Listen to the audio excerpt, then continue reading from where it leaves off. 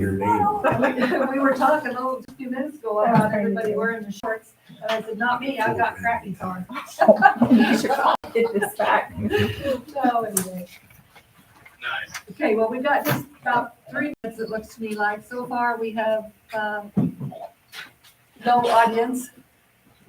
We have Donita. Bonita and Patty. She's in the audience section. Oh, we have Miss Peterson. Workshop out here. Where does it say that? Jen's not audience, and you're not either, sorry.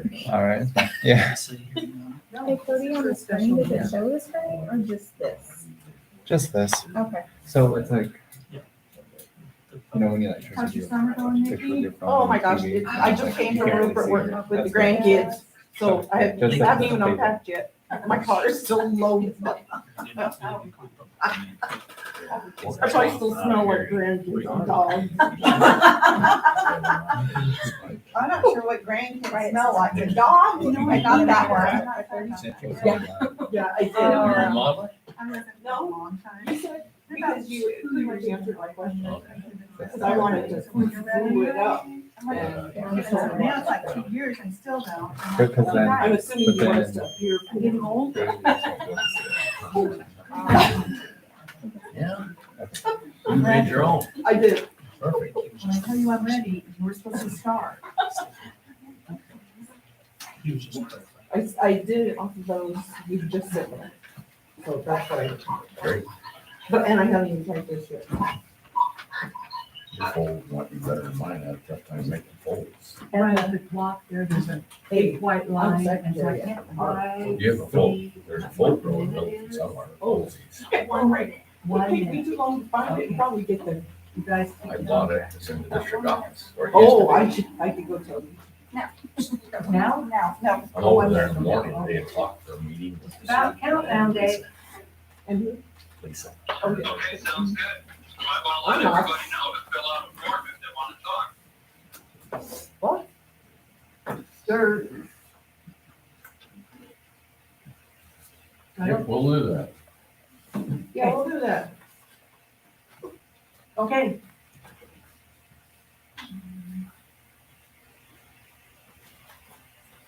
It's over hit the air conditioner. I turned it on. Now it's. Done.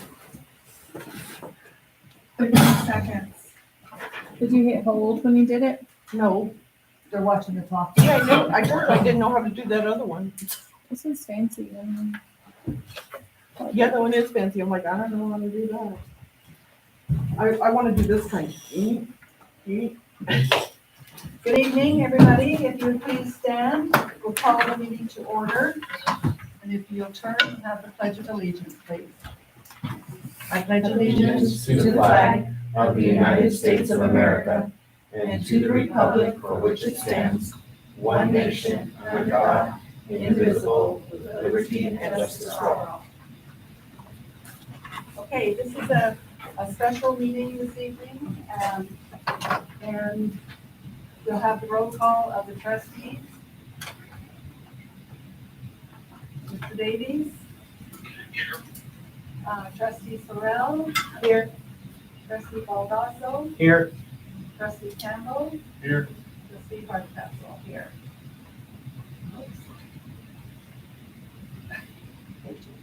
Okay. Okay, the approval of the agenda.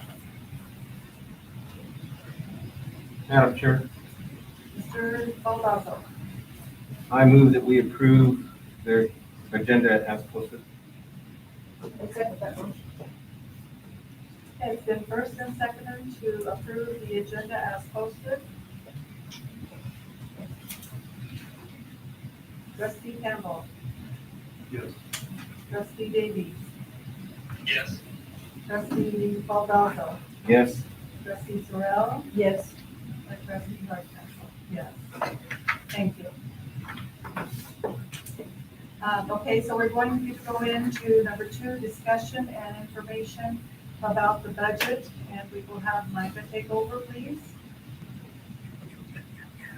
Okay, we'll just jump right in. So Dave, I see that you sent a document with some questions, so we'll get around to it too. just want to quickly just go over the fact that, as I indicated in the email this morning, that we identified about $56-ish thousand, $58,000 that had been misentered in the purchase service line for the amended budget for FY22. So rather than that proposed amendment being somewhere in the 440 range, it's down to 370. Those extra funds are they show up later down on in the summary sheet down on the unappropriated balances. So a couple of things to remember about amended budget is that this is all just it's kind of still a work in progress until our audit is finalized. And so that number there, as we finish out paying out our bills through June, and shifting and transferring money where we need to cover as per the direction of the auditor. So we're likely looking at a carry forward of $360,000-ish based on this current estimate. We won't know that exact number until later. The contingency reserve line, that represents a maximum of the 5% that we can put towards contingency reserve. Historically, the last few years, Notice has not put very much money in that direction. And I think the thought was that since we have that carry forward, maybe to set some aside for that rainy day. Which leaves us roughly with $550-ish thousand of funds that would be available potentially for a carryover into FY23. But if you look at the top there, we started the year with $818,000 carry forward. And so the district has spent $250-ish thousand out of that carry forward they rolled into this year. And part of that in the brief analysis that we looked at, part of it is due to enrollment numbers and money coming in from the state still didn't quite come in to cover the salaries and benefits, particularly at the secondary school. Rough estimate there is that we were about $60,000 short salaries and benefits between the two buildings. And then just other things here and there as they come out in the spreadsheets later on. So Dave, the first question you asked was just about that carry forward. And again, looking at the spreadsheet or the tables on page 2 of the budget prep document, page 1 of the budget prep document, the advice given to start this year is to look at it from a zero balance perspective to see if we can fund what we need based on what we receive in this year. And so that's why that is showing a $0 balance there and not a carry forward amount. Having said that, Mike, if I may, could I ask you a question here just briefly? Sure. Thank you. Back to your single page sheet, you say there's an unappropriated balance of $360,000. It's the last line on the first column. Correct. Where does that show up on the budget prep document? It does not at this time. So any of that carry forward is not included in the budget prep for next year. Again, to make sure that we can meet FY23 expenditures with FY23 revenues. Obviously, we do expect it, and part of that is because we're playing the projections game. It's all based on proposed budget. We won't really know until February what our actual actuals will be from the state. So it's likely and reasonable for the board to consider that $360,000 additional to what's listed in the FY '23 budget prep. But again, from a conservative budgeting perspective, it's always best to do zero balance to make sure that you're meeting your needs year to year. We have, ending this fiscal year, as you laid out earlier, over $500,000 in our savings account. We always account for that in our budget. We always carry it forward. And if we're gonna put $0 there, that doesn't really reflect what we have in our savings account as we begin the new year. If we, let's see where it's at.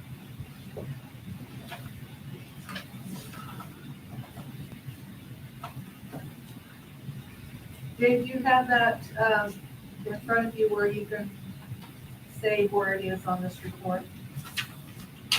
Yes, I do. Where's that? Well, I'm just going with what Mike had just said. And if you were to add up the contingency reserve and the unappropriated balances, they're roughly $550,000. That's over $500,000. I just want to find $500,000 in our budget prep, budget prep 23 worksheet. So I see in a report that I was given yesterday that was year to date as of yesterday, that line in 9,500 showing the 557 and 705 number.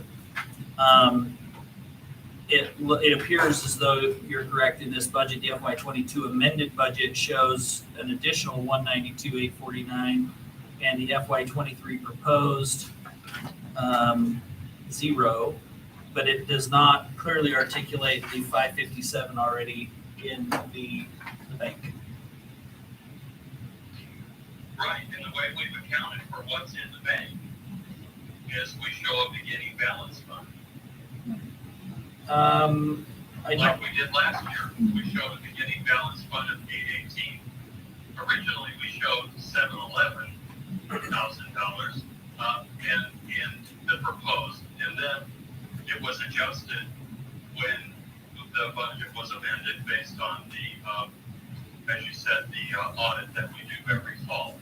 So that's how we show what's in our savings account to start the year with that beginning balance. And if we're going to show zeros, I just want to know where over $500,000 went to inside this budget. And that's a good question, and I'll reiterate for you and for everyone here that I wasn't here to do any of that. That is correct. That should be reflected at some point, right, moving forward. Specifically so that we can articulate what our actual contingency is. Again, trying to meet our 90-day operations targets so that we have that money there in case of an emergency. So you've got a valid point there, Dave. I don't know what to tell you specific to how to go about remedying that before we need a board action on the budget. Well, what will happen if we leave it at zeros? When we have our audit this October, the CPA firm will say, no, the adjusted value there is something north of $500,000. I think we have to remember that this is a proposed budget. I mean, that's the key word here, is we're proposing these certain things. Because we don't have a business manager in place as of right now, how can we actually put in or approve a budget with exact amounts? That's where I'm like, wait a minute, we can't really do that, but. If I might address you, Nikki, and that is to say, it's a proposed budget until later in this meeting, when there may be a motion that passes that approves this budget, then it will become the official budget for the next year. Oh, well, that's not what I was understanding. My thought process is that we will be approving a proposed budget. And Because once we're we in approve it, it becomes the approved budget until such time as it's amended. Okay, so we gotta make sure that we make a motion that says we approve the proposed budget then. That's on the agenda that we just approved the agenda, and that's later on in the agenda, that very motion. Okay. Dave, I think that, I hear and I understand kind of where you're coming from, and I'm trying to consider like part of the reason why it's listed as unappropriated balances at this point, it is because of the lack of the business manager for several months, and as bills are still rolling in and we're still paying, we don't know exactly what that carry forward number is going to be. But we can estimate pretty closely, and then we can amend the number after the audit. Is that Yes, called proposal? we can Go ahead. we can amend the budget at any time over the course of the next school year. That would require an additional budget hearing to go about doing so. Again, the fact that I was told it was somewhere in the neighborhood of between $500 and $600 just to post the hearing notice in the newspaper for notice. So if the board would desire to amend the budget sometime before normal, being the end of the fiscal year, we can do that at any time. We just have to post another hearing and update the information.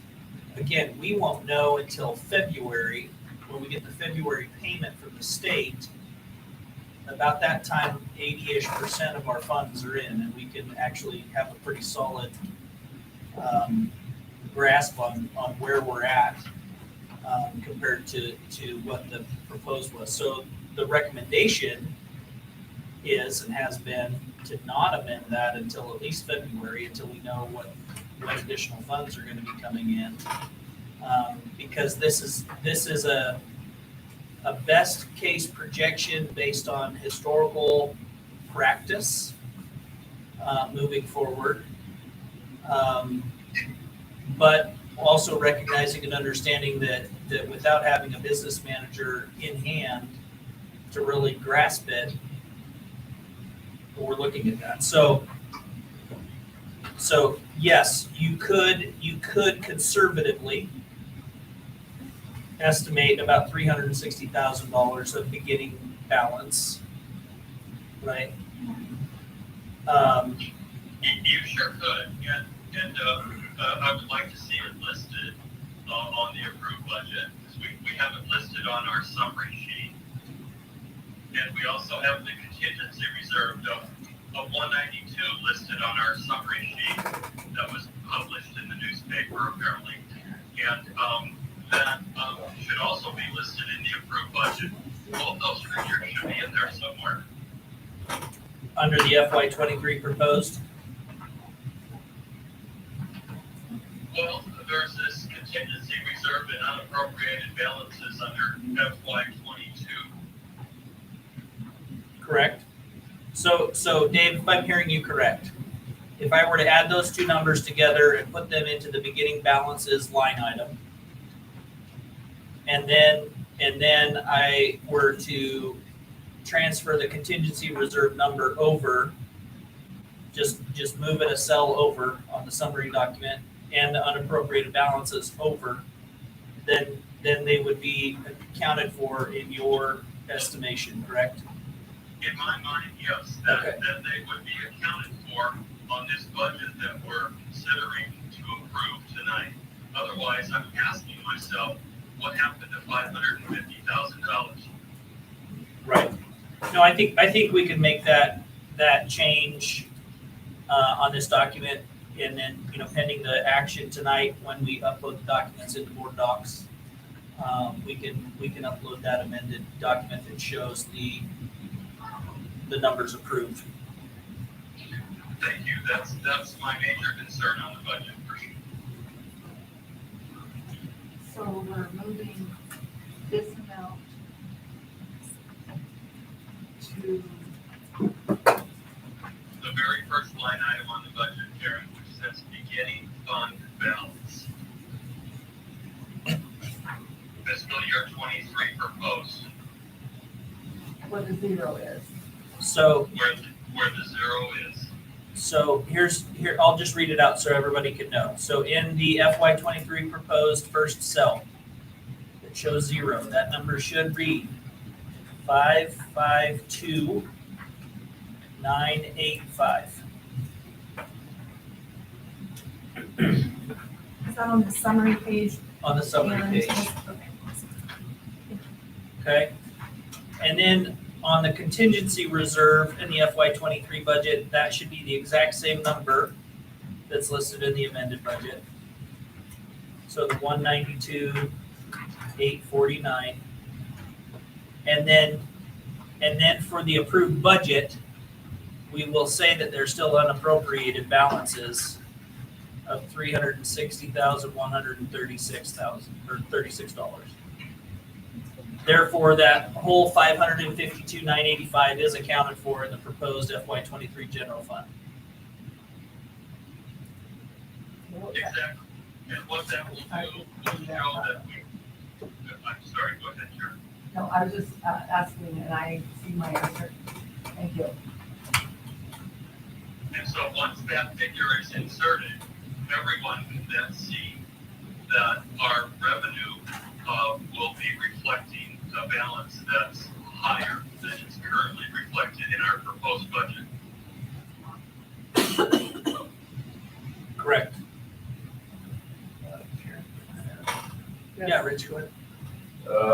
Dave, it's Rich. I agree that the bottom line should balance. I mean, that's common practice.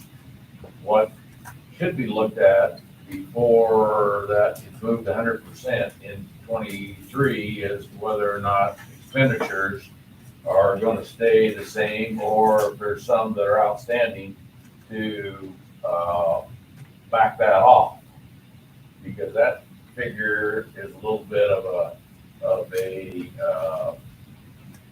caveat out there that people go after, and that's not necessarily true unless that's a number that isn't going to be reduced by something else. Great, Rich, I agree with you. Every year we find ourselves in this position.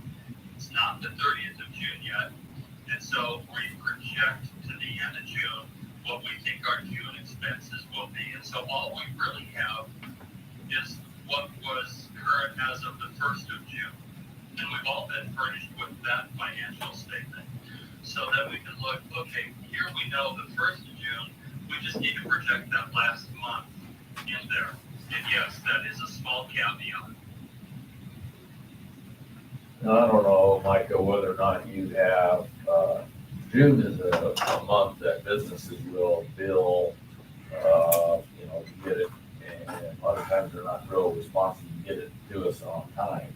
I've seen a lot of that happen from this point forward. You get some invoices of fairly large amounts. So I don't know if you're expecting that. If you've gone through, you probably haven't known.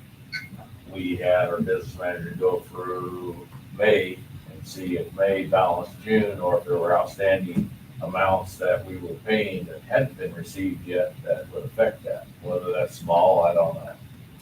Yeah, and I have no indication of that. I know that we received several older invoices for $150 here, $200 there from 2 or 3 months ago. Just showed up this week.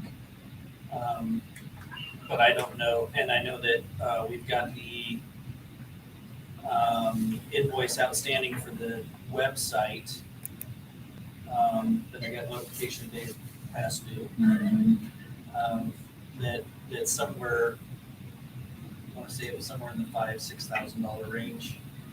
And I don't know if that's already accounted for in the line items yet or not. So because I haven't officially started yet, because Donita hasn't officially started yet, we haven't been able to dig into it.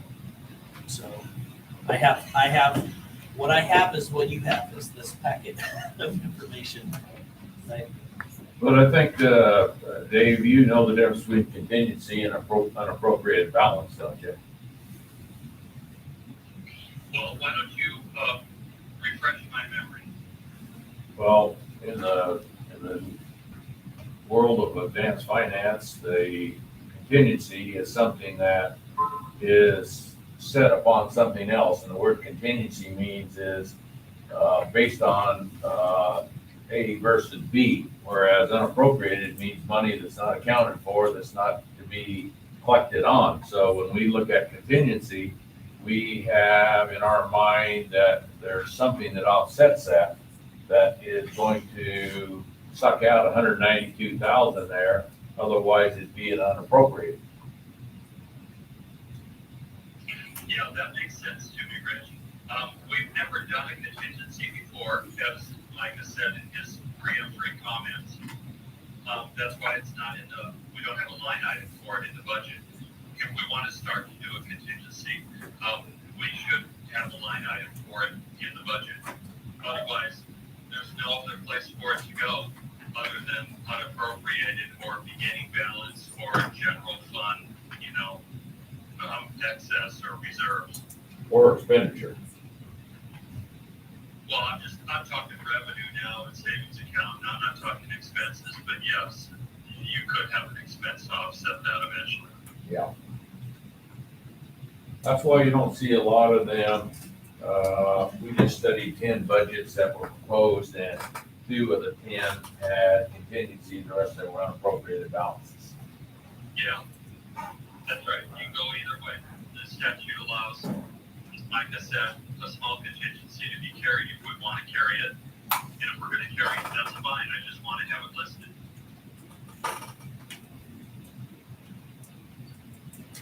And again, what I have been told was that at some point it was a board goal to carry roughly 90 days operations expense, right? That's So, correct.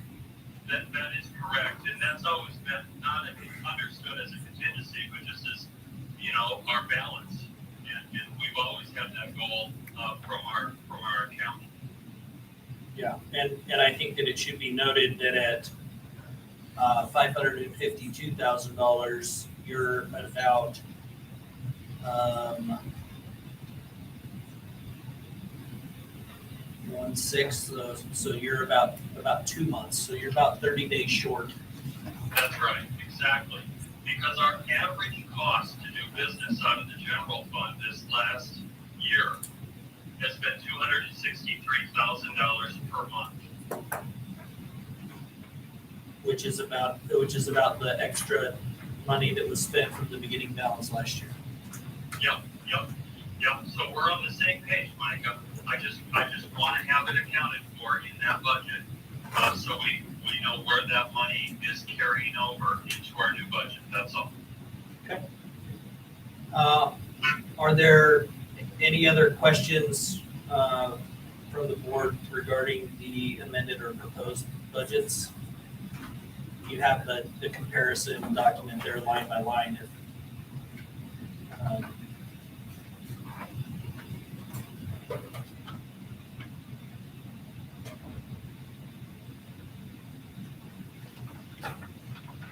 And I will say, again, I'll reiterate for the audience here that the general fund, the plant facilities fund, the food service fund, and the bond interest redemption fund were updated with anticipated FY23 numbers, but due to not having timely access to regular business management, the title funds and the smaller grants, maybe even transportation, I don't know that they have been updated, other than their number has been carried straight across. So I do know that That's just something to consider there too, when you're looking at comparison from apples to apples, that some of them are last year's apples. Mike, if I may, Yes, sir. regarding the salary for Jen Wright, I don't mean to embarrass her or put her on the spot, but I want to draw the attention of my fellow trustees to her salary on page 3. About halfway down, you'll see a figure of $86,000. You may recognize that that number is $3,000 short, and the reason is she's a federal grant administrator as well. And that compensation of $3,000 will come, apparently, from what I've been told, inside one of the title funds. Correct. That Micah just told us the title funds are not in this document. So we have to, I guess, take the leap of faith, Jen, along with us, that $3,000 will show up inside one of those title funds as her compensation for the federal grant administrator duties. Correct.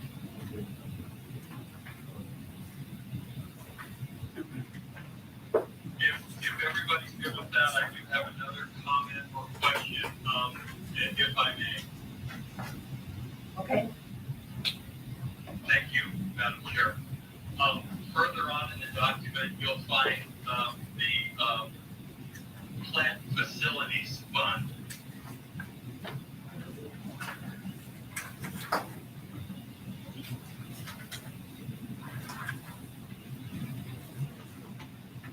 which page is that on? Well, It says page 2 at the Page top. 2, which is a little mystifying to me.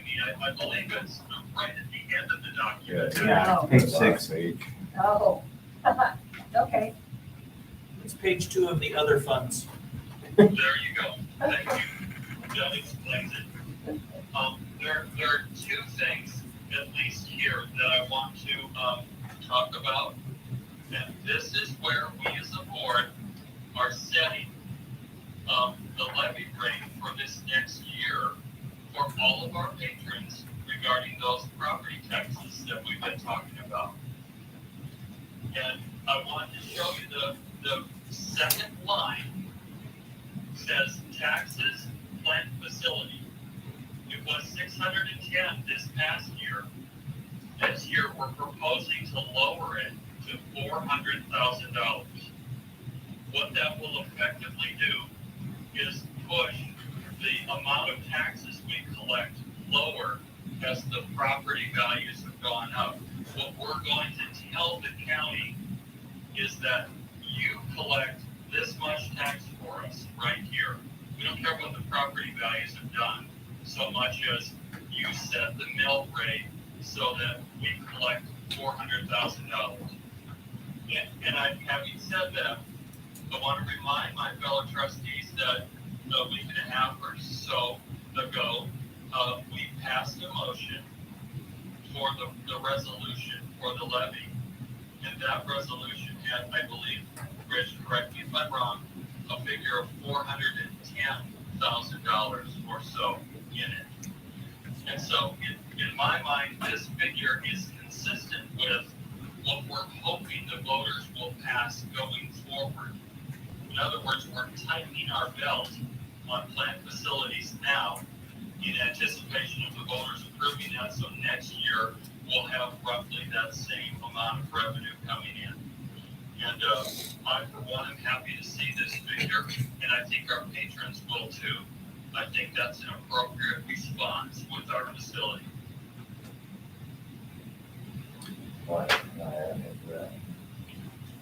Dave, that was my recommendation to the board, was to back that off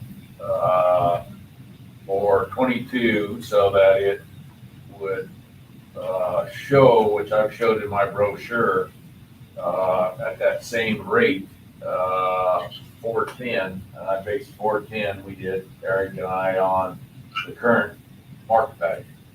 But county. However, when you say what you said, the amount, they're gonna still do the division and calculate a rate to see what the 410, I say 410 because that's what I recommended will be, which currently is $1.98. That's right. And so they'll calculate the rate based on the property values, but what we're telling them right here is we don't want any more money than this. This is how much money we think we need for the next 12 months for plant facilities from our taxpayers. That's correct.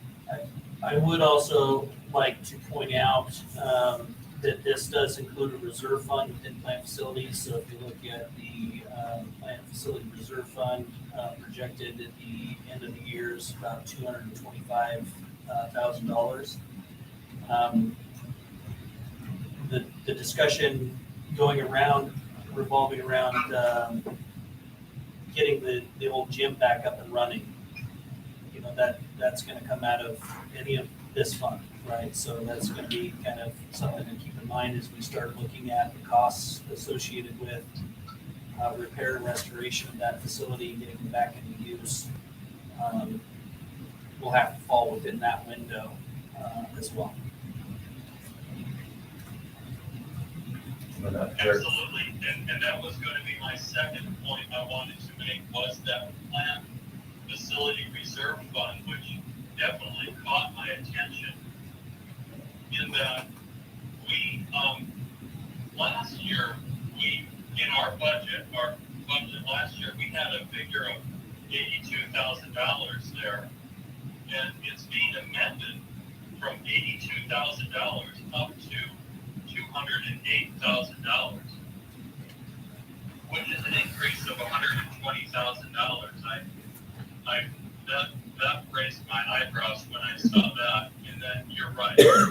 This is where we essentially build a savings account against a future expense, and that would be the old gym, getting that up and operational for us.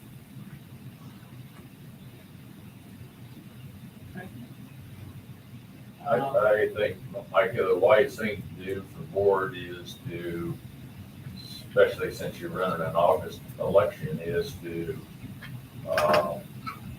put a proposed plant budget together that shows what the expenditures are, because you can't justify to the taxpayers that $410,000 is the right amount that you have justified that you spend. And you're carrying over $200,000 a year, then I think the person outside there, the devil's advocate, would say that you better only run $200,000 if that's all you're spending. So the items Dave and the committee put together, Matt, you're on, I think you could easily, and we did the same thing in Caldwell when we got ready to run their plant.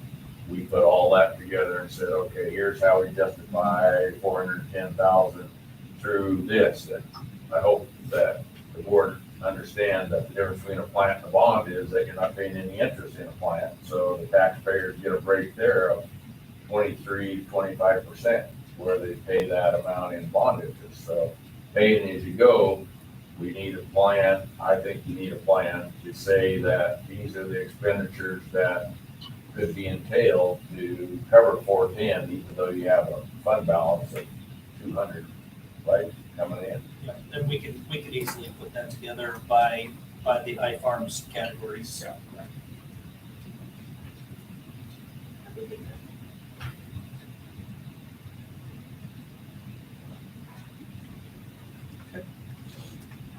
Any other questions on item 2A or 2B? Madam Chair, Trustee Baldwin? I was gonna see if it was appropriate to have Mrs. Tincher making comments in reference to the budget, if she had any. She wants to. Everything. Okay, I'm just wanted to double check. Thank you. That's all for that. Thank you.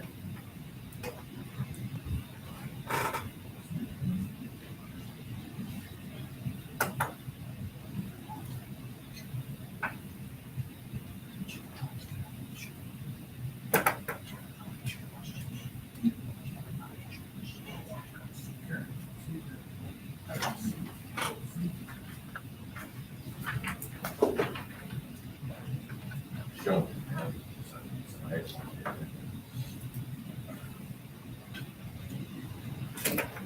On here? You see, Micah, does that fall under 2C? On your goodness? What's that? I just wondered if it fell under here. But I don't know what the question. No, it doesn't. Okay. So you-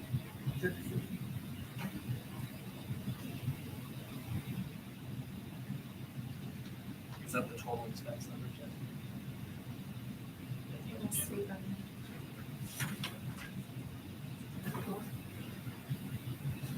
The question, unofficially, question was asked just, the FY '22 amended versus the year-to-date.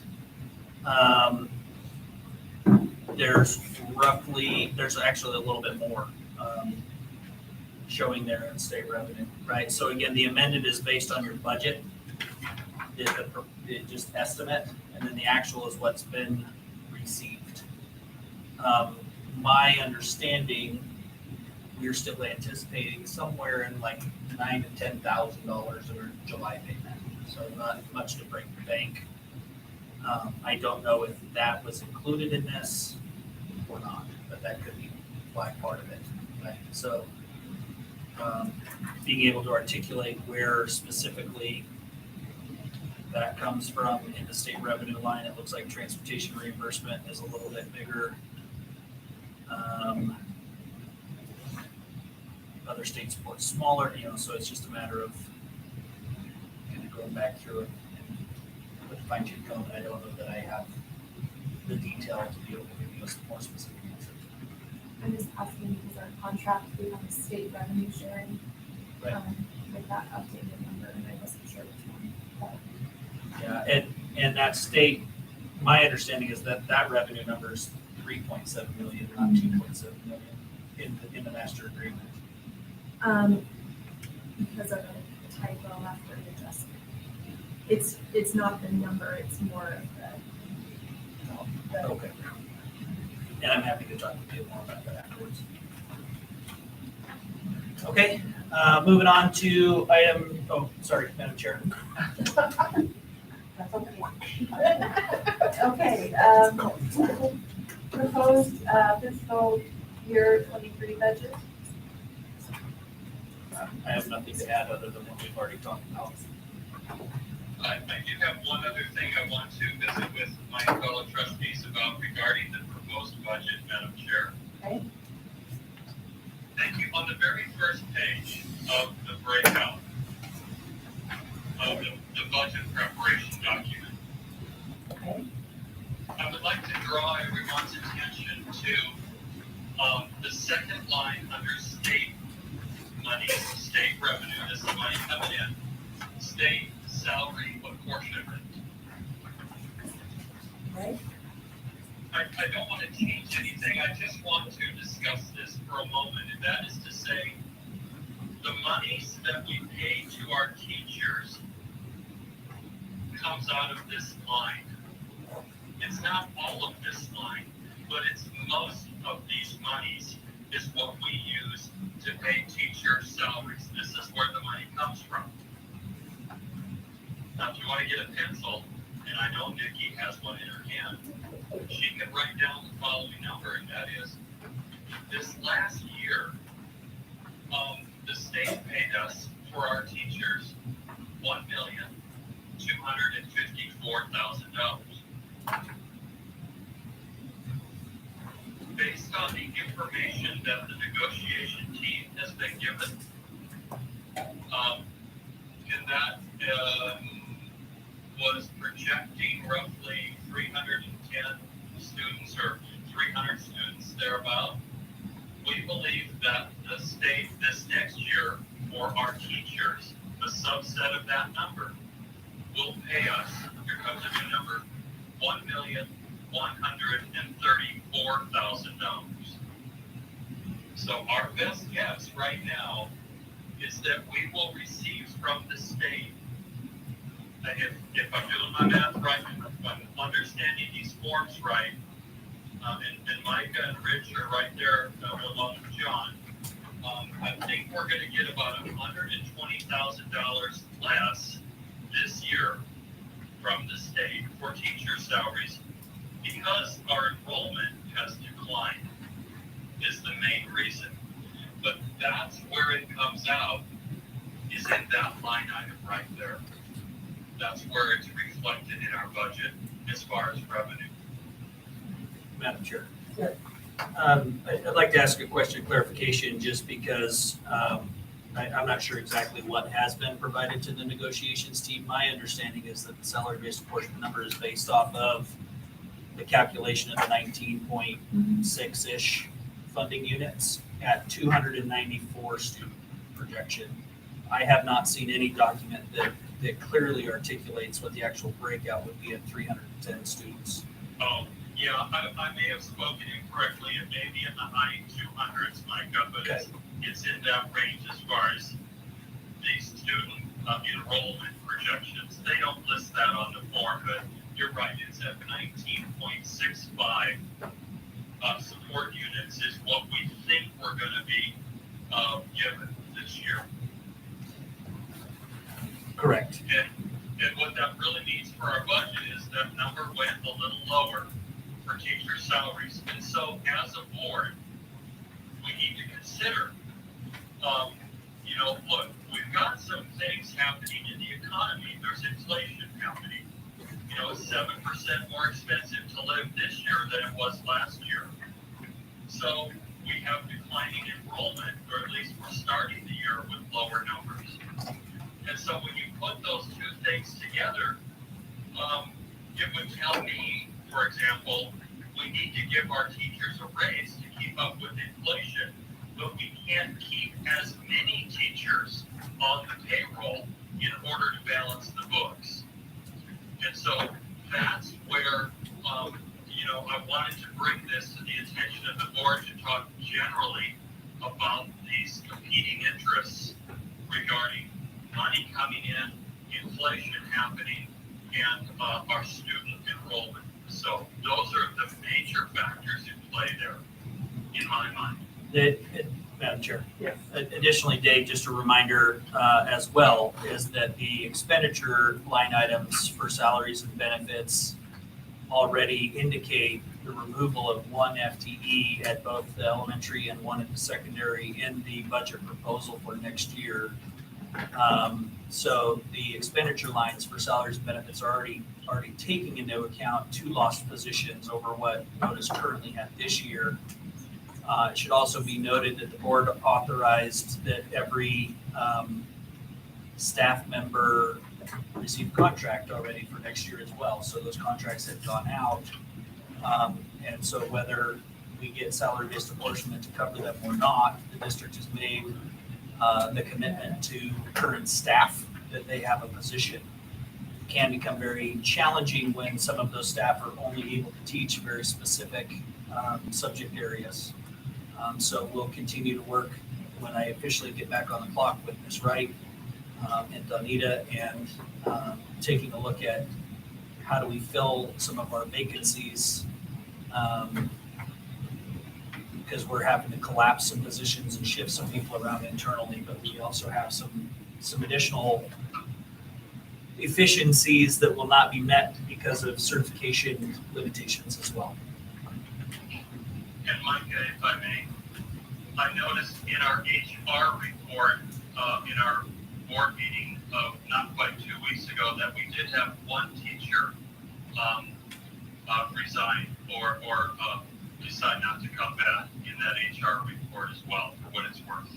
Correct. Yeah, we have, at this point, that position has been factored into the calculation. And the biggest outstanding question right now is whether or not we will have the funds to hire an additional PE teacher to match the vacancy that is being left by the PE health/AD position, or whether or not we need to condense some things internally to make up for that as well. And a lot of that will be contingent based on decisions the board makes regarding negotiations and pending unappropriated balance. That's right. Thank you, Mike. I appreciate that. I think another point, Dave, we've talked about negotiations is what the legislature and the governor set out for raises to start with, which we've discussed, and knowing that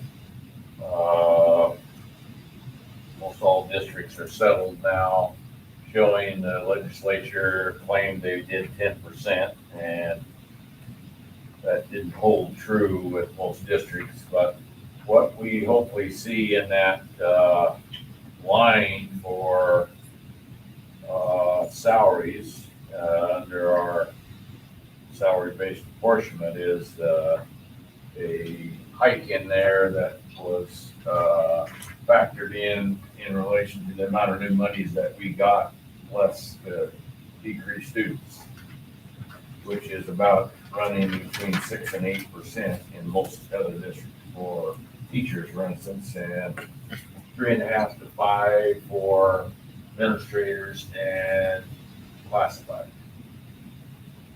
Yes, and I thank you for sharing that information with the negotiation team. That seems to be where many districts are settling in those ranges, 6 to 8% for teachers and less for the others, as you mentioned, Rich. So that's a good yardstick for us as well.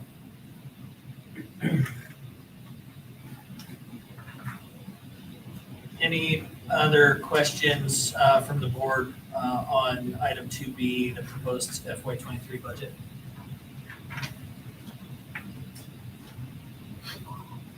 I don't have any. Anybody else? Okay.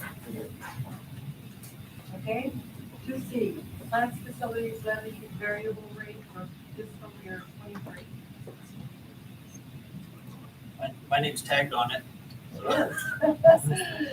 And again, I think this is just, clarifying the direction that the board wants to go. Our published proposed budget included a number of $483,075.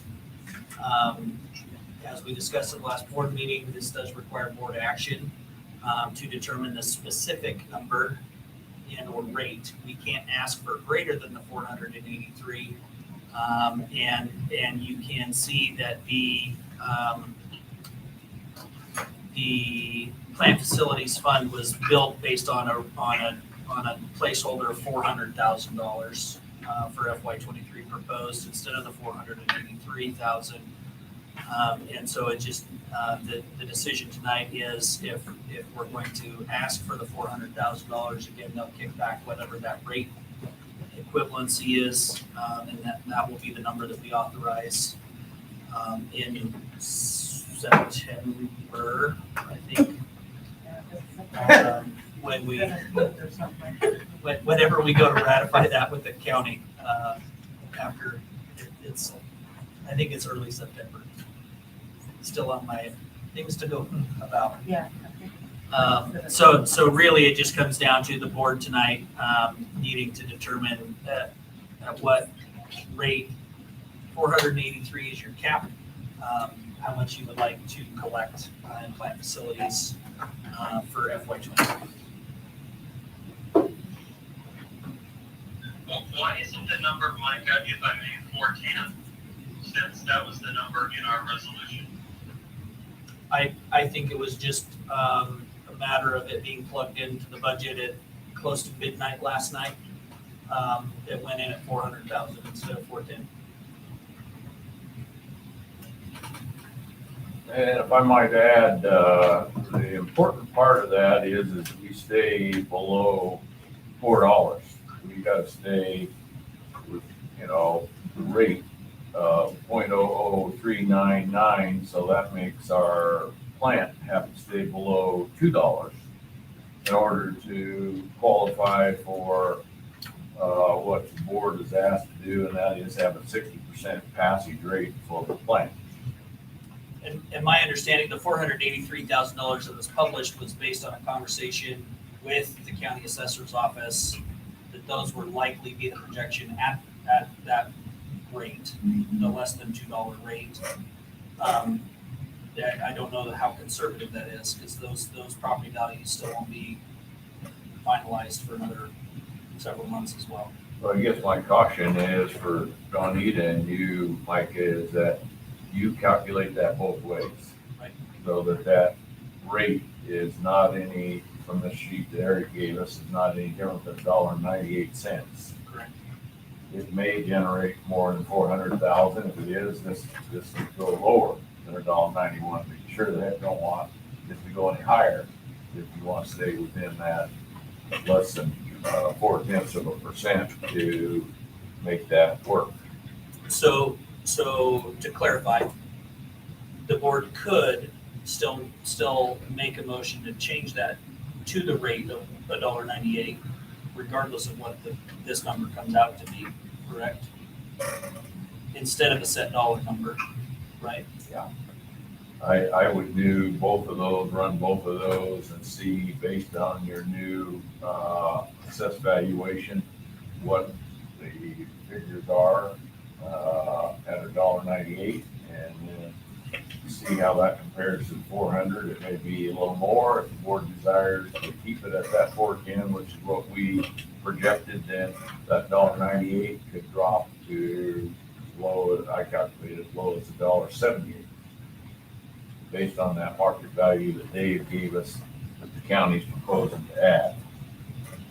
And I'm not sure I've seen that yet. That was 35%, I think, Dave, wasn't it? Yeah, I was in communication with them on their preliminary evaluation for our district, and that's figures that we used earlier. I don't know why we wouldn't just keep it at 410, since that's what we're gonna live with next year too, so just be consistent. And I guess my caution, long-term, I mean, if values were to plummet, moving forward too, I mean, I know that it's set for this year, right? But if we're setting it based on the rate, that dollar amount changes. If we're setting it based on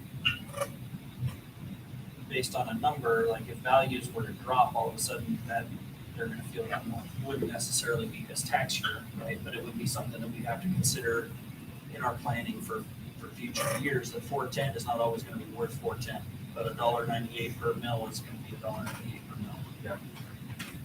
Which is what we're gonna live with. Right.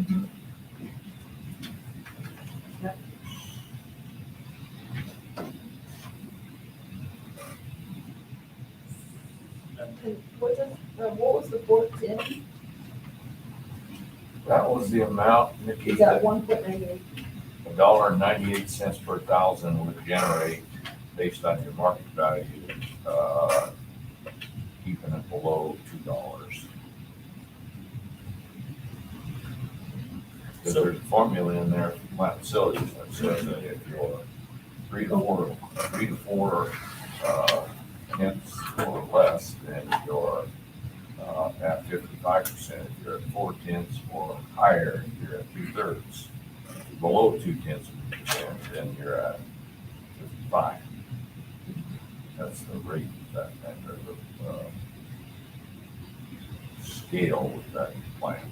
And there's that sheet that she talked about. Yeah, that's how that was based. So Dave's comment on 410 works. There's, with the market, it's based on the current market value at 410. So we know that the rate that we calculated at $1.98 is going to be less than that.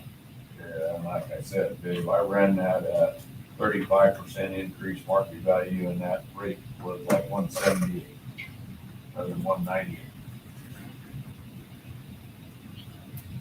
Right, so we're gonna be well within the margins.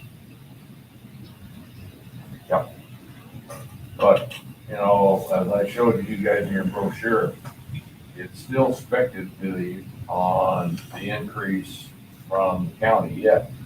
They're not firm. So what we're going to be telling our taxpayers is that we're basing the following year on a 98-cent drop, as well as I've showed a 98-cent drop for next year too.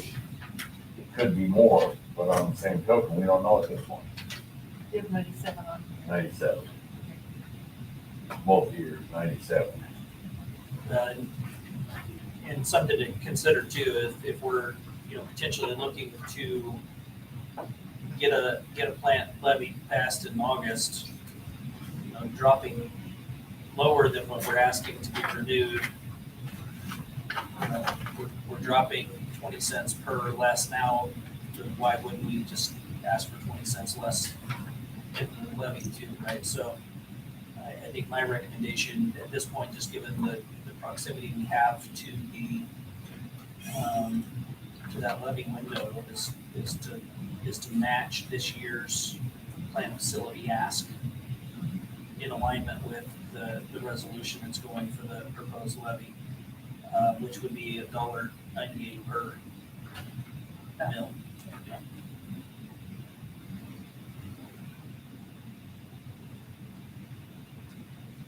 So that would be my recommendation is, and Dave, I don't know if you received a copy of this pamphlet Yeah. electronically as well, right? So, again, regardless of what the final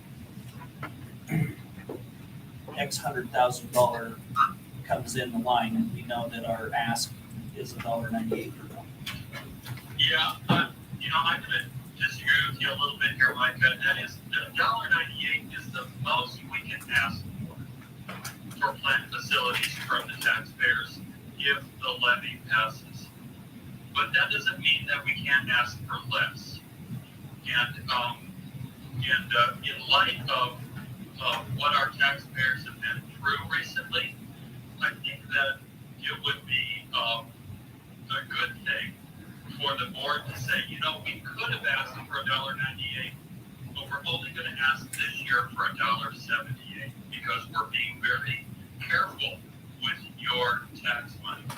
And I think that's a good position to be in, rather than to say, well, we're going to ask for $1.98. We want you to approve that. And so this year we're gonna set it at $1.98 to demonstrate that that's what we really want. It's a question of, does the board feel we need, in this case, I'm going to say roughly an extra $70,000 from our taxpayers for plant facilities? That would be that 20-cent difference that we're talking about. And to ask for it just because we can is different than because we need it.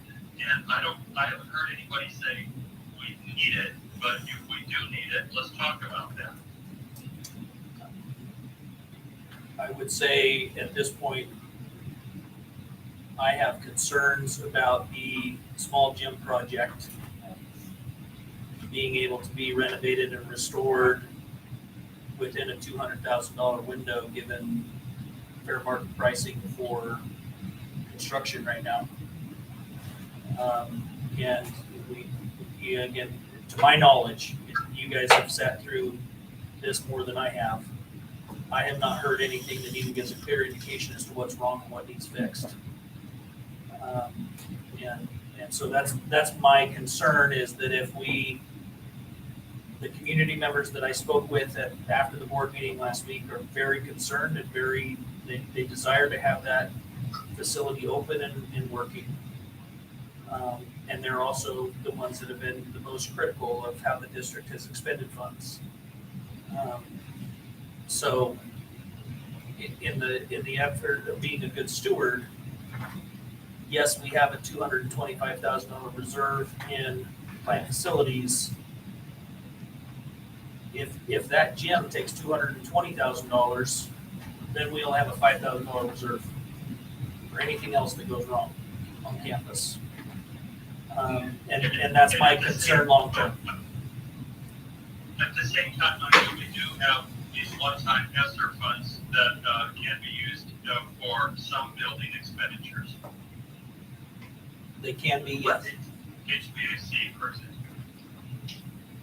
I think though another consideration is that nobody likes a drop in a raise, Dave. So you proposing to drop that in 22, 20 cents less than what it may go to 23 is an increase. So I don't recommend that. If you're going to keep it consistent, then you need to say that you're gonna do it. However, as you remember, you may or may not remember, a 55% approval was based on 210,000. So that isn't reachable in my mind, and that's the piece I was showing you guys for the sake of economy of scale. But if you're thinking, to drop that 410 down to 360, for instance, 350, $1.98 down to $1.78, then for this next year, then we don't want to go back up in 23 to $1.98, because then they've taken a jump. Yeah, I just think we should probably keep it at 410. Yeah. Just to be consistent for both this year, and if the resolution passes, which we think it will, then that would be the number for next year as well. That's my recommendation. Don't drop it anymore unless you have in your own minds the thought that you're gonna keep it low for both of those from that point on for 10 years. No, I'm not saying that at all. I'm just saying 400 seems like an arbitrary number. Yeah. 410 seems like a number that is in alignment with the resolution and is a number that would probably then reappear next year if the levy passes. Yeah, 410 was in that resolution because that was based upon $1.98 per thousand to get it. So it was done mathematically. Okay. Any other discussion?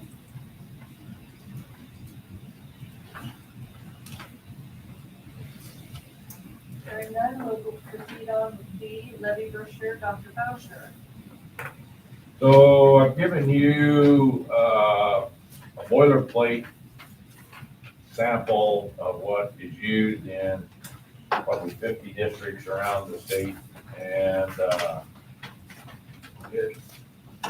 I asked for some feedback from the board. One board member said it's a little blah.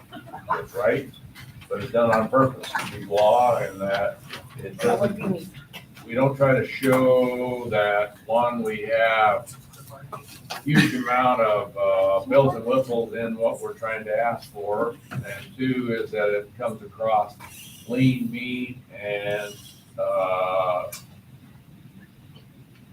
yeah.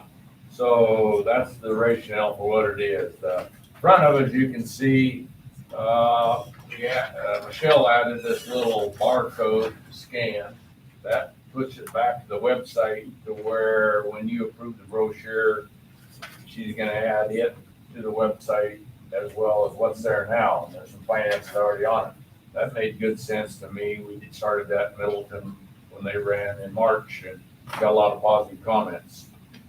I've tried to be pretty general on what is there, but the tax rate piece there, as you can see, as we look at these, I gave some information for the persons on the people on the back that maybe didn't realize these are the things they could do, pre-register.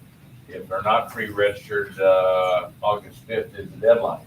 And I wanted to be able to track some of the parents that were in the district to see if they're registered or not. Whether that can still occur, I don't know. But then early voting, and for your sake, your board members' sake, these are things that you need to know when you talk to patrons. You can say, this is a chance for you. If you don't want to go into vote at a polling station, you can go to the county and vote starting this date. Or you can ask for an absentee ballot to be mailed. I have all my ballots mailed to me because I never know what I'm going to be on election day. And so that was basically what I did. And then I also added about registering. And they can register at polls the day of election, but less than 1% of the people that vote do it at the polls. So I don't consider that a good option. Inside the brochure itself is, when we did Middleton's, we did only a front, but where you got two levies, I needed to say something about CASA and something about plants. So I broke it in halves there and gave the majority a little bit about what CASA is there. I got on their website and I tried to find past brochure and no one could find one of those, so I started from scratch. tell a little bit about what cost is. John, you're the cost and board member. If there's something there that should be stood out, I'm glad to revise any of this. Once you guys look at it and say, I think this or that should occur. But I've showed that graph every time I have, people in my class, my advanced finance class, are doing research, and they're asking patrons, what is it you look at on a brochure? And 95% of them say the graph. Picture's worth 1,000 words, so that's the reason why I had Eric help me do that graph there to show exactly what that rate could be, and if you want to adjust, 22, for instance, I can adjust it as well to match 23 and 24. I think that was your suggestion, Dave. But I do have a comment about the text under the plant facility, Rich, if I may. okay, The text under your box says, plant facility pays for the maintenance of school grounds and buildings. No problem there. Many projects have been prioritized by the facilities committee. Now, I've been asking for the last 6 months for a prioritized list. And the facilities committee has not provided one in at least 6 months. I think that if we're gonna state this, we need to make a commitment to get a prioritized list from the facilities committee, not just meeting minutes, because as we sit here today, we can't honestly say we have a current prioritized list. You'll have it by September. Well, yeah, we definitely need to have it before we run this facility or this election, if we're gonna state this in the brochure. I can try and have it done before August, but you'll have it by the September board meeting at the latest. and I can easily exchange prioritized day for, say that, projects have been, listed or included or something else. I took that from listening to you guys, talk verbally and others, and listed those items that stood out, but, Well, I don't disagree with the language in the sense that the mandate that the board gave the facilities committee was to come up with a prioritized list with costs. Yeah. And we just haven't seen that for 6 months, so, we need to get that list. We need to get those costs, and whether we list it in the brochure or not, we need it as a school district. We've got to have that as a roadmap through facilities. yeah, I agree. There's no room to list anymore besides what we have, Dave, but if you're correct in the word that I have is prioritized, I don't think the years were ranked 1 through 10 or whatever. So I could easily exchange that word prioritized for projects have been, included or, yeah, Analyzed. Analyzed. Stated, discussed, stated, yeah, anything that besides prioritized. noted. We used to have a prioritized list, but I haven't seen one lately. We used to go A, B, and C. We had three, A was immediate, B was medium, and C was whatever. But that's been a while. We haven't had a prioritized list. We're gonna be getting them. Good. Madam Chair, Yes. if I could, for Dr. Gosher, I have a small issue with the word switch out HVAC systems or units. I don't like the word, I don't like those wording of switch out. It makes it sound like it's a choice when I don't think we've ever done that. We've never done it by choice. We've done it because it has to be done. So, that's just me. If everybody else is good with it, I'm good with it. What do you recommend, John? I just replacing, repairing, something along those lines. I just don't like switch out. And the reason I didn't do it twice was. Yeah, and I saw that, and I understand that. But even if you replace, repair roofs, comma, HVAC units instead of just switch out. I would just put HVAC units, because that would be my recommendation. Like, I don't even think you need to do that, you just need to say et cetera, or, Yeah. whatever, so Yeah. just, But because we don't wanna hold ourselves to just these things. no, and I'm not worried about that, as much. I just, that switch out this will bother me, I'm sorry. Okay, I got that. Thank you, sir. The reason I said many projects is that, again, justify, you got 400,000. You don't have many Yeah. projects, then I don't think you're gonna have 400,000. Well, we could even say the items on the safety report, we gotta do those. That's a prioritized list right there. And that's true, the state, So those are the things that we have to do first, It so has to that's do with- prioritized. Say right that there. again. The items on the safety report, the state safety report. and so there were certain things that we had to do to be up to code. Yeah. So that's a prioritized list. That's our main concern to start with, right there. Prioritize Even if it state. was like an eye wash station in the science room or something. I think it's important to remember about 75 to 80% of the budget is just for our contract for grounds and facilities maintenance too. So I agree with John with what you're saying as well. I think that going back to your point, like how can we provide additional document as to the breakout of how we're planning to spend that $410,000. We can put that together, whether that needs to go in this or goes on the website. I'm not gonna make this, I don't think, Mike, because my recommendation will be that, 1st of July, you box over this out. Yep. And those are ones you're gonna have to work on to do it, but I can easily take out, switch out, and prioritize, we could say, have been noted. You like that word, Sure. Okay, I have one more. okay? Right behind facility committees, instead of that will, how about such as replacing, just list those things. You Yeah, have to such as put is any really- other stuff along with it, but, Noted by the, facilities committee, okay, and then instead of that will, such as, but read that through and see what it sounds like to you. And if it,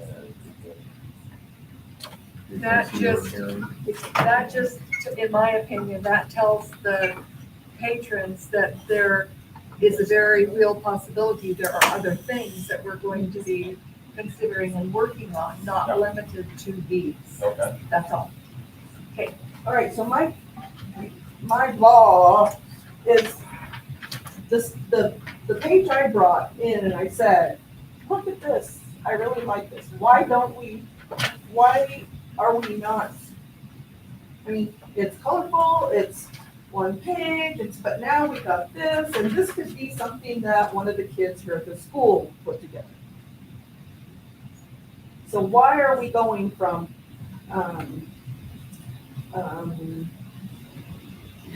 for lack of a better phrase, why are we making it so simple? well, we can't have one page that I Well, can see. the 2 pages I get, Secondly is, probably haven't seen their bond brochure, but it's gonna be a front and back, just like this, and not real flashy like that either. Coming up for you guys. What do you recommend to jazz it up? because I Color? can't remember what the word was used, but is that really our logo? That's the high I school. took that off the website. So that's exactly my point. That's not necessarily high school. I mean, that's not Notice School District, that's the high school. So elementary was something different, I think. Which, I know this because I had to get a shirt for high school and a shirt for elementary and a shirt for FFA and a shirt, so. We have one that's a crest that might be more applicable to this. This is Notice Pirates on it. And it's a crest, it's navy The blue. crest, maybe use that instead of this. Yeah. Something that's more noticeable, like, is that what's on the gym floor, the crest? Something, whatever. But I'm not sure that that's gonna, I'm not sure about that one. Because I think the elementary one is different. It's this guy right here. This is what I'm talking about. Oh, yeah, yeah, all it's missing is the notice card of the shield. Yeah, whatever that is, but I think we need to be consistent. Rich, can I see that one? No, If you have that, or I can pull that out and put that other one in, glad to do it. I can do that for you. I'm a good cut and paste. Borrow. what I'm gonna say about this is, I really kind of like both, except that my feeling is we have to have it so that it's easy to read and easy to understand. Mhm. And that's the most important part, because if it isn't, then they're gonna look at it and just, I don't wanna mess with So that. as an English You know, teacher, so, we were taught that here, if you read, it's a long ways to read across. You need to shorten that up, put this part into columns or whatever, because you can follow along better with shorter versions than the length. So that's, I don't know. And see, here you have 3 columns, and then here you have not 3 columns. So again, for me, consistency is not quite, so I don't know, it's just not going for, the information is fine. But the look of it for me is still, Yeah, that graph dictated the back of it. yeah, but you could leave the graph like that, Yeah. but you could still put the wording in, columns on its own, and leave like your banners that you have here, or Depends some on, other it depends way. on which program you're using. And if you just use Word, he sent it to me in Word. And that you can do that. And then how will these get out? We're gonna try to figure out how to box folder those. 4th of July would Gonna be take the an time. envelope, I think. You got an idea, Jen? Well, I'm just worried, our old gym used to be a polling place, so I think it would be important to list out where the new polling place may be, because our old gym was a polling place. And then my second question is to ask, in the past, when I helped with levy work in Kuna School District, we had school events on the same voting day, just as a reminder, we can't say go vote, but, so with that, do we need to do something for that August 30th date as a school district? Or, We can talk about that. yeah, okay, yeah. but I do think the polling places should be listed, especially Yeah, since we've closed ours down. And I asked the county and they said they hadn't determined them yet. Yeah, they'll normally determine 45 days before election day, they'll update it. But you could include the link To your polling place. to the Canyon County polling place identifier. And then which one's the closest to notice, maybe, I would put it. Most likely it's gonna be the community center, Okay, which is right down by the post office. The other thing you have to keep in mind is you have to stay a certain distance away from the polling place. And that distance is not near as far away as you think. I mean, when you're thinking of the footage on it or whatever. Yeah. No, it's more than that, I'm sure. Yeah. What do you mean stay away from? You can't have an event table with information and stuff within a certain distance of the polling place. Okay, so then that kind of leads me to my next question. With our little QR code right here, I would like to see a Facebook link. Something that, then we can have this on Facebook, on whatever site, whoever does that, I don't know who that is. But so have the same, here's a copy of our brochure, if you haven't seen it, blah, blah, blah, whatever. Okay, the one other thing that I had thought about, which would involve another page, would be, and this, if you were thinking about mailing this like this, I'm pretty sure you can do that. Yeah. Without an envelope. And that other page, the third page, this one you would have your return address, the address that it's going to, the mailing that we have for our patrons, And then the postage has to be put on, which we're all gonna have to help do that kind of stuff. And it can be, yep, we need to check and make sure with our postal person down here what the regulations are now. But that third page could have the address and all of that on this part. So that means you have this part and this part of that second page.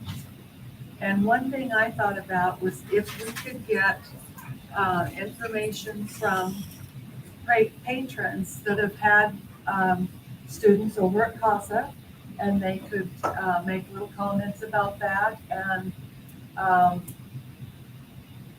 you know what, well, for instance, my kids, my grandkids, I've had 3 that went through there, and all 3 of them have benefited financially because of that. Well, the third one hasn't quite yet, but she's getting there. She did right. Yeah, and you know, I could relate to that as a good vibe for the CASA.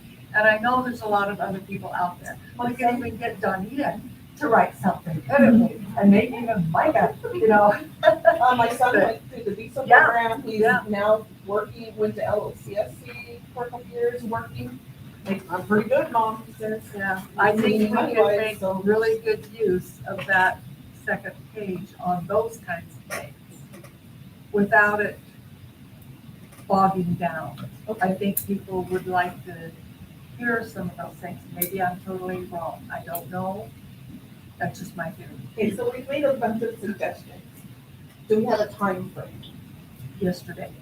It needs to be approved tonight.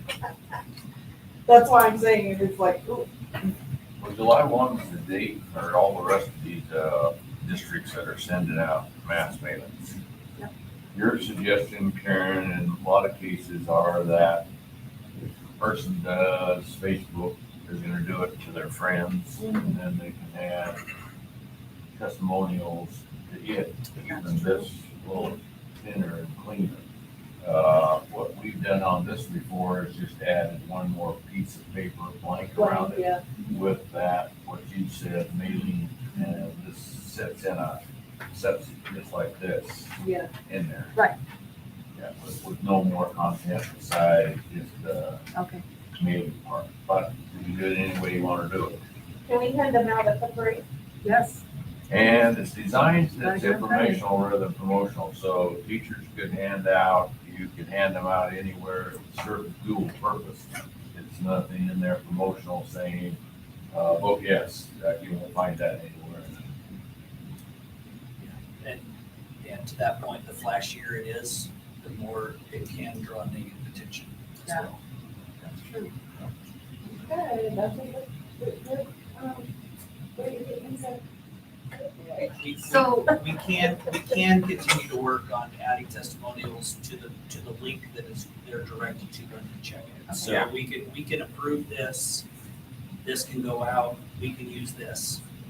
The information that we can amend, right, adding kind of the more detail on how that money is allocated, the testimonials, all of those are things that I can work with Cody on and we can put on the website. We've never added Facebook. Okay. It goes out. Jen, on the 4th, with your float in the parade, I'm getting my words turned around. So you're gonna take these? So we were gonna have levy information and then also spotlight our programs to help increase enrollment. Okay. So like our preschool, our, our FFA, our Academica, like have something simple, but also to list out spotlight and bright spots of what Notice has to offer. And you are wanting a table down at the community center? I think be so, to manned have, with this information? yeah, to have information, and then I think, I was gonna recruit, this Marchbanks para, Yeah. and then other staff members to help run that space. If you need a table, let me know, Okay, and then you guys can decorate it or whatever you wanna do that way, but I'll need to know ahead of time. Yeah. so we just wanted, like, to pass things out along with candy, of course, at the parade. And then we also have some extra swag that we're gonna throw out, and then information at the table is what I was thinking, for when people come for pancakes Yeah. and stay for the festivities. Right, you could put things like this, whatever you want, on the tables. There's gonna be about, I wanna say 16 tables out there. Awesome. Or more. Okay. I just didn't know how to sign up for a spot.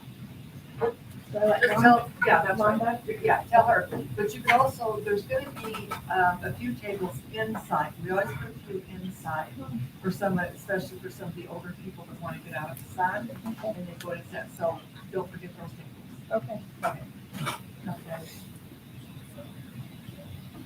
Okay, anything else? So, the brochure we can rework, and if Nikki has a little bit of time, she has it.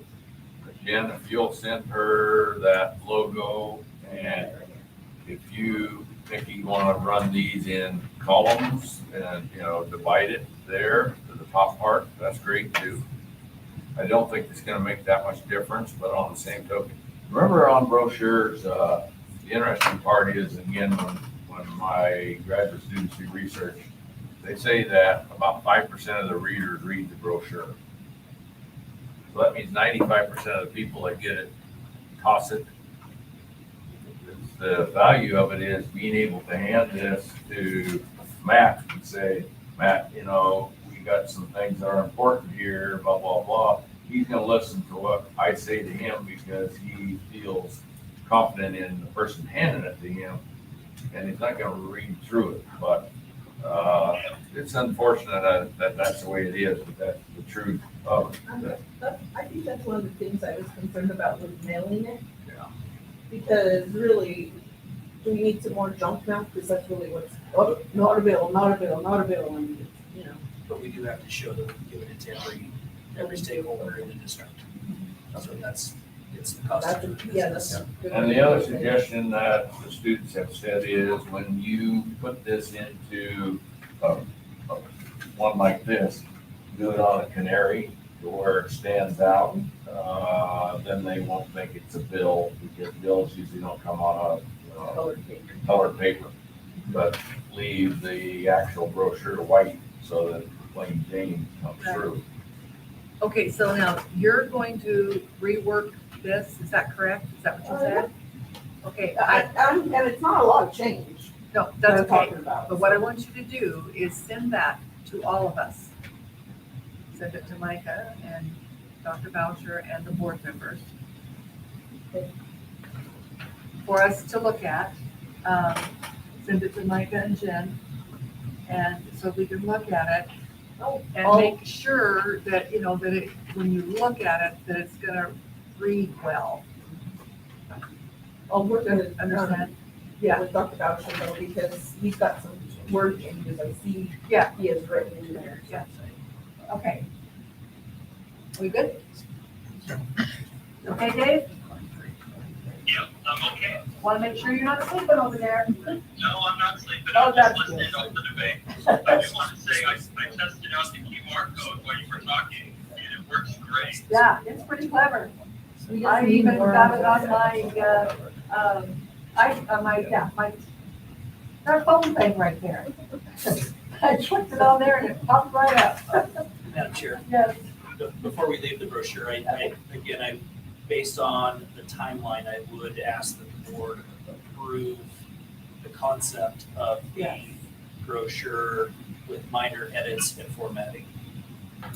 We're that on number 3.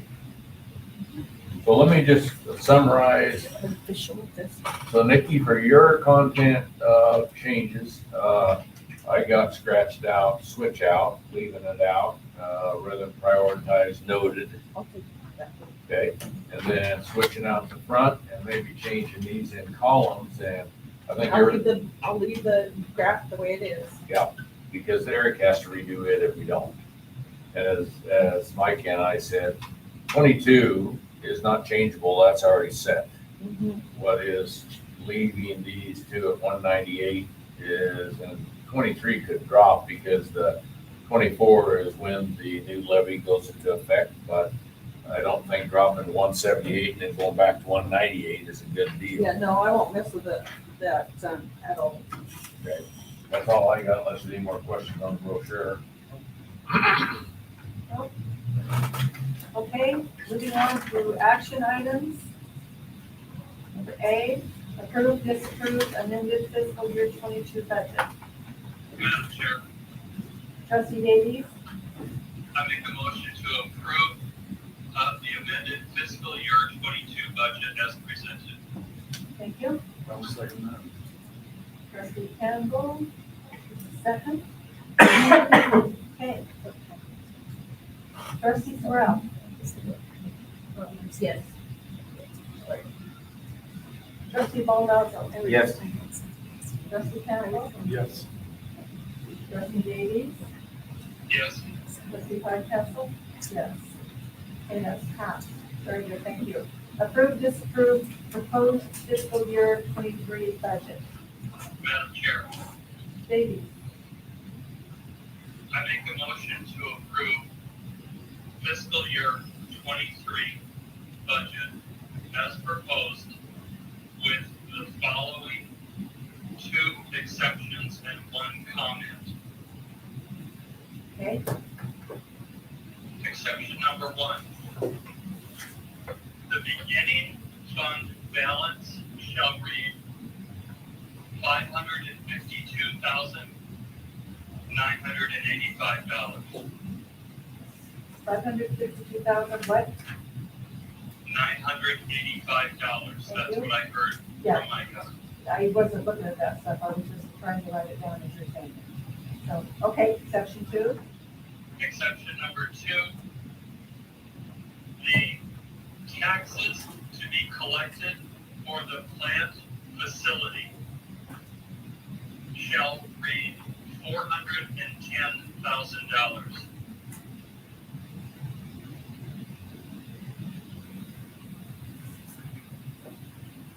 okay? And comment is, the title funds shall include $3,000 for the grant administrator salary.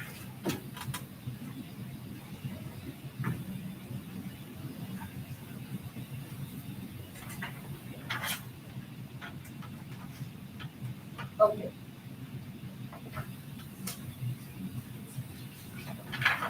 Okay, that was the first. Do I hear a second on that, or? Madam Chair, I will second. Yeah. Okay, it has been moved and seconded to approve the fiscal 23 as proposed with 2 exceptions, beginning fund of $552,985, and taxes to be collected shall be $410,000, and the comment, title funds shall include grant admin salary, and that was 3,000. Did you say that? Yes, ma'am. Thank you. Yes. Yeah, I just didn't write it down. Okay. Let's see here, I'm gonna find the place right, okay. Trustee Davies, Yes. trustee Baldazzo, Yes. trustee Sorrell. Yes. Trustee Campbell, Yes. trustee Lightfoot. Yes. Okay, that's approved. Thank you. Okay. Approve, disapprove, plant, excuse me, plant facilities levy variable rate for fiscal year 23. Madam Chair, Trustee Davies, correct me if I'm wrong, but I think we've already set the rate by establishing the number of $410,000.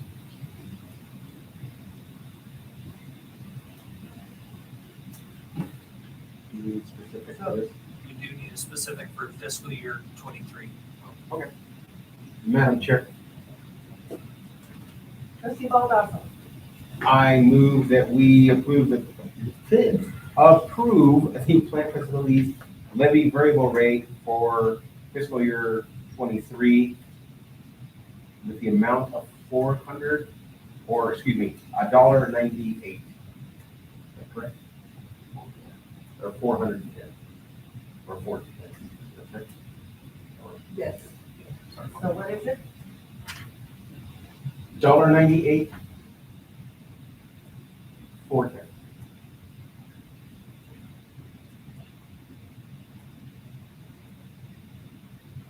Do I hear a second? Madam Chair, I'll second.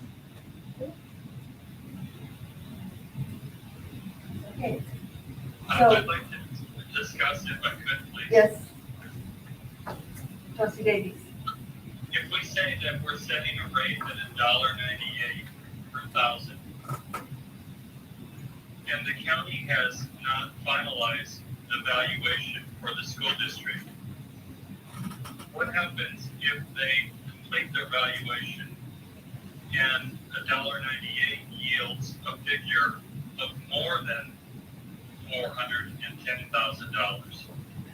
Which do we go with? Say it yields a rate of $430,000. Well, Dave, I'll answer that. Your approval of your L2 form dictates what you ask for from the county.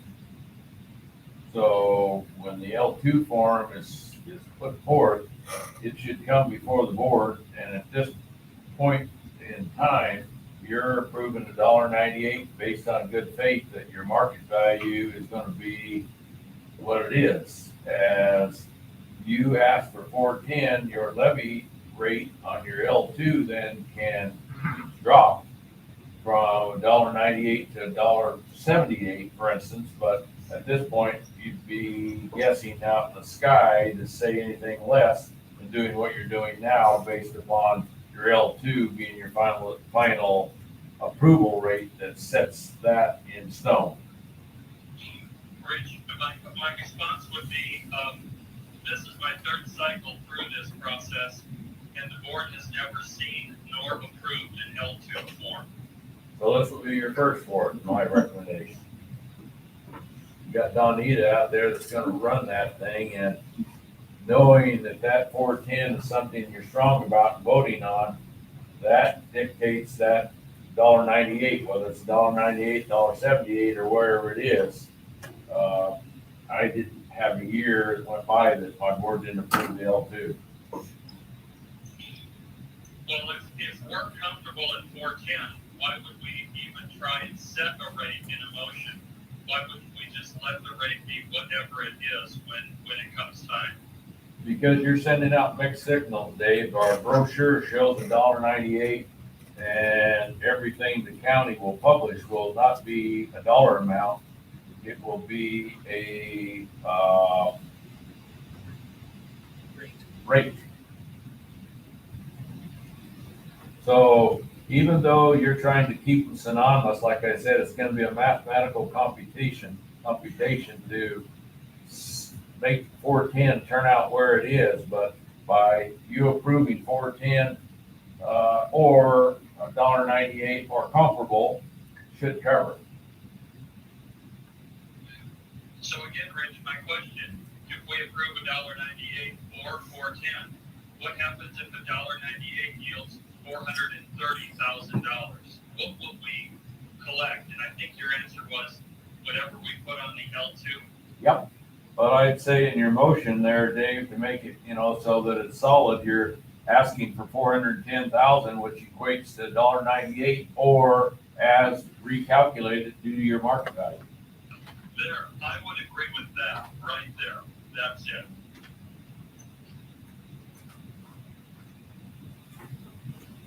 Madam Chair. What's that? Okay. Okay, guys. Trustee Baldasso. I'd like to rescind my motion.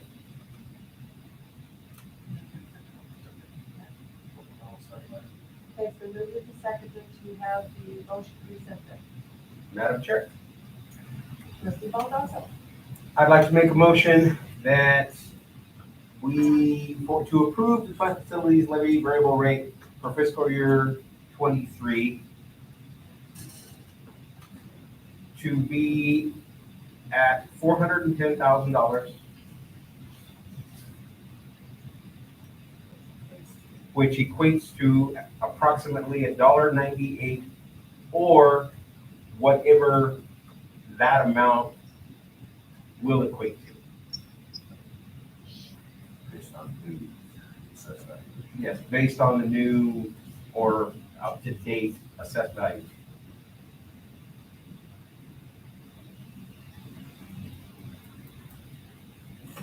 Madam Chair, I will second that.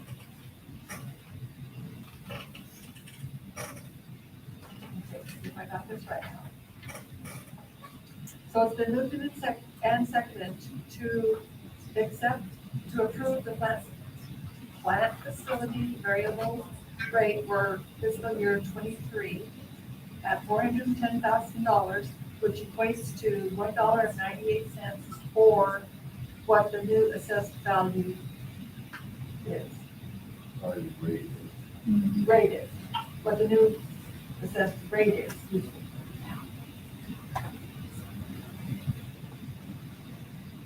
Correct? Okay. Okay, trustee Baldazzo, Yes. trustee Campbell, Yes. trustee Sorrell? Yes. Trustee Davies? Yes. Trustee Huckrow? Yes.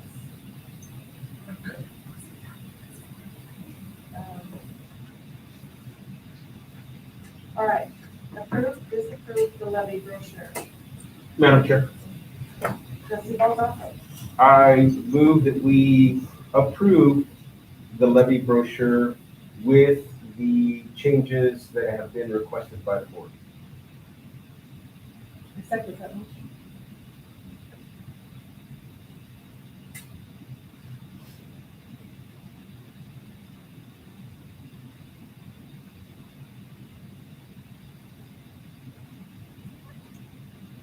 Discussion?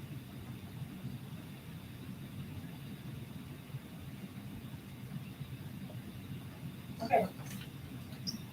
It has been moved and seconded to approve the levy brochure with changes requested by the board.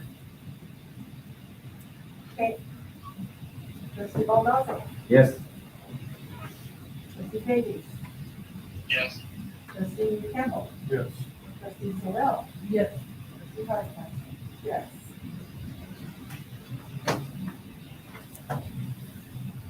I believe that's everything. Madam Thank Chair, you very much. Trustee Baldazzo? I move that we adjourn this special board meeting. I second At what time? 7:15. 7:13. Thank you. Okay, trustee Baldazzo? Yes. Trustee Campbell? that. Yes. Trustee Davies? With apologies to Nikki for all of my talking tonight, I vote yes. Okay, who do I leave out? Trustee Hardcastle, yes. Me, Sorrell, trustee Sorrell. Yes. Thank you very much. We are adjourned. Thank you, everybody. Night. Okay, while we're here.